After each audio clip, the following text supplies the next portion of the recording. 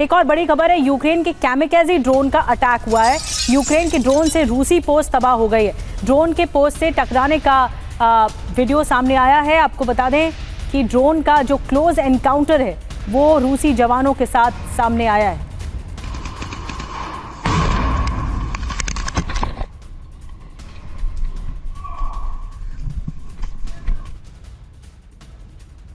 और एक और बड़ी खबर है, अगले हफ्ते ट्रंप से बात करेंगे ज़ेलेंस्की, ये खबर मिल रही है। फोन कॉल पर ज़ेलेंस्की से होगी बात, पीस प्लान पर ट्रंप से चर्चा करेंगे ज़ेलेंस्की। यूरोप के कई देश पीस प्लान से बेहद नाराज है, तो सवाल है कि क्या कोई बार्गेनिंग करना चाहते हैं ज़ेलेंस्की, क्या अपनी भी कुछ शर्तें हैं जिसे मनवाना चाहते हैं, और क्या इस बातचीत के बाद ट्रंप इस पर कोई सोच विचार भी करेंगे।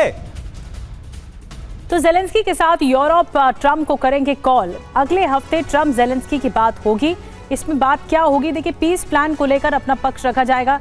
पहले ही वार्ता होने वाली है, बैठक होने वाली जिनीवा में, अब फिर वार्ता भी होगी। ट्रंप से पहले यूरोप के नेताओं से चर्चा होगी, फिर यूके, फ्रांस, इटली और जर्मनी से बातचीत होगी।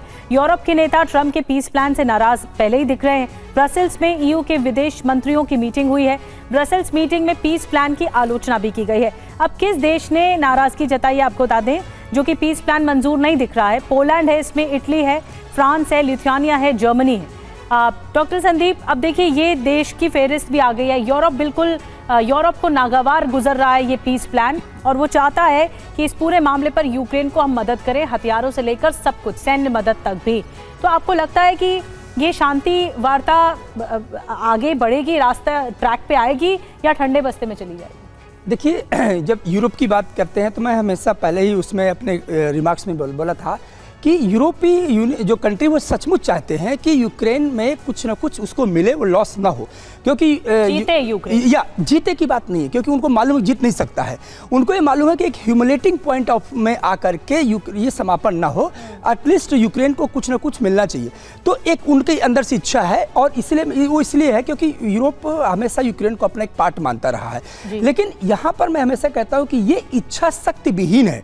शक्ति नहीं, इनके पास देखिए माइट नहीं है, मिलिट्री माइट नहीं है इनके पास।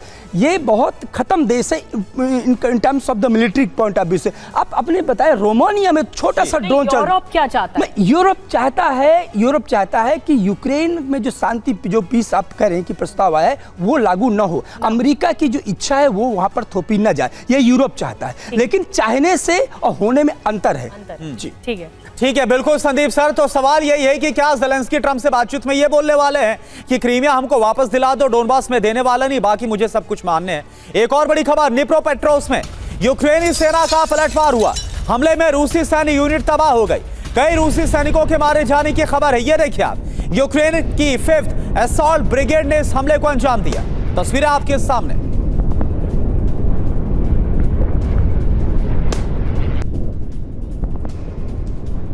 एक और बड़ी खबर है, यूक्रेन युद्ध के बीच रूस का भी बड़ा दावा आ गया है। 2 वॉर फ्रंट पर रूसी सेना को बढ़त मिली है। रूस दावा कर रहा है, एक वॉर फ्रंट है जयपुरिजिया और दूसरा है पोक्रोवस्क में। रूसी पकड़ मजबूत हुई है। जयपुरिजिया के 15 गांव पर रूस ने दावा किया है कि उसका कब्जा हो गया है। और एक और बड़ी खबर है, शाख्ते रस्की टाउन पर रूस ने कर लिया है कब्जा। एक और इलाके पर रूसी कब्जा, पोस्ट छोड़कर भागे हैं यूक्रेनी सैनिक। 10 किलोमीटर आगे बढ़ी है रूसी सेना। तो आप देखिए, एक तरफ तो हालात यह है कि यूक्रेनी सैनिक एक के बाद एक इलाकों में सरेंडर करते नजर आ रहे हैं, पीछे भागते हुए नजर आ रहे हैं, कदम खींचते हुए नजर आ रहे, स्टेप बैक कर रहे हैं। और उधर ज़ेलेंस्की का जो रुख है वो बिल्कुल भी नरम नहीं हो रहा, या फिर ज़ेलेंस्की युद्ध रोकने बारे में अभी फिलहाल सोचते हुए नजर नहीं आ रहे। तो क्या सवाल है कि जब तक पूरी तरह से जो यूक्रेन है भस्म नहीं हो जाता, तब तक ये युद्ध जारी रखेंगे ज़ेलेंस्की।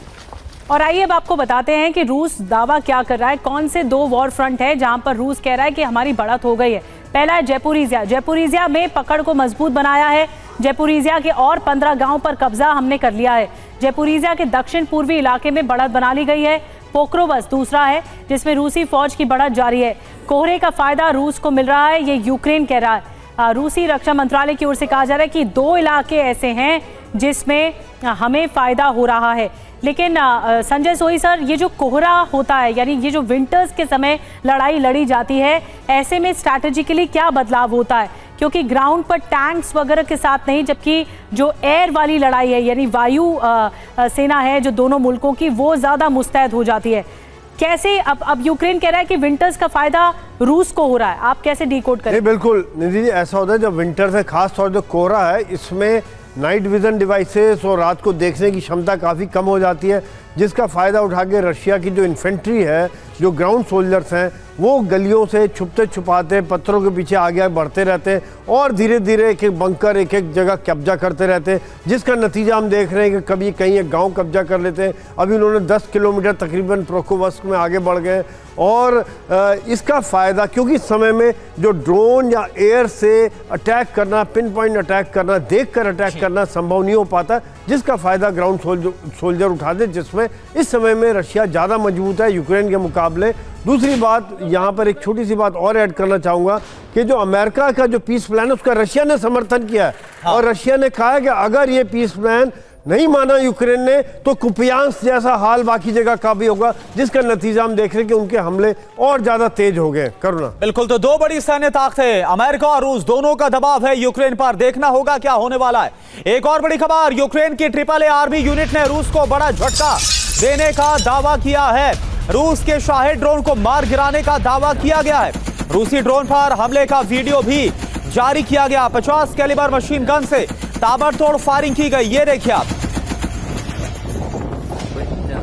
तो ये देखिए तस्वीरें आपके सामने, किस तरह से रूसी ड्रोन शाहिद को मार गिराया गया।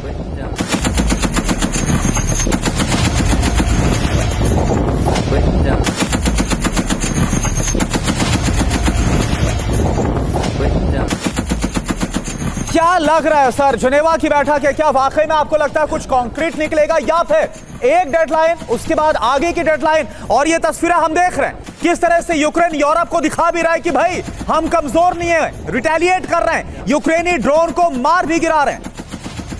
करुणा जी, ये डेडलाइन जब तक ट्रंप चाहेंगे तब तक बढ़ती रहेगी। जिस दिन वो चाहेंगे कि डेडलाइन आज रियल में डेडलाइन है तो उसी दिन खत्म हो जाएगी। इसीलिए अभी आप दिखा रहे थे कि ट्रंप अब थोड़ा सॉफ्ट हो रहे हैं, क्योंकि यूरोपियन कंट्री जो है वो कह रहे हैं कि जर्मनी जैसे ने कहा कि हम इसको मानते नहीं।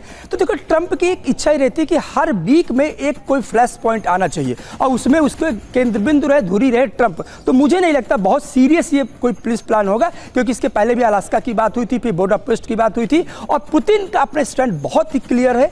तो मुझे लगता है कि यदि असली मूड में आ गए, रियल मूड में ही है ट्रंप की इसको खत्म करना है, तो 2 दिन का वक्त लगेगा। ये बहुत जेनेवा जाने की जरूरत नहीं है, एक कॉल में सब कुछ ठीक हो जाएगा। बिल्कुल, डॉक्टर संदीप त्रिपाठी हमारे साथ जुड़े हुए थे, संजय सोई साहब जुड़े हुए थे, बहुत बहुत धन्यवाद आप दोनों का। एक बहुत महत्वपूर्ण चर्चा ये हुई कि अब देखना होगा जिनीवा बैठक से क्या निष्कर्ष निकल के सामने आता है, लेकिन ग्राउंड जीरो पर युद्ध प्रचंड और इस वक्त चरम पर पहुंचा हुआ है।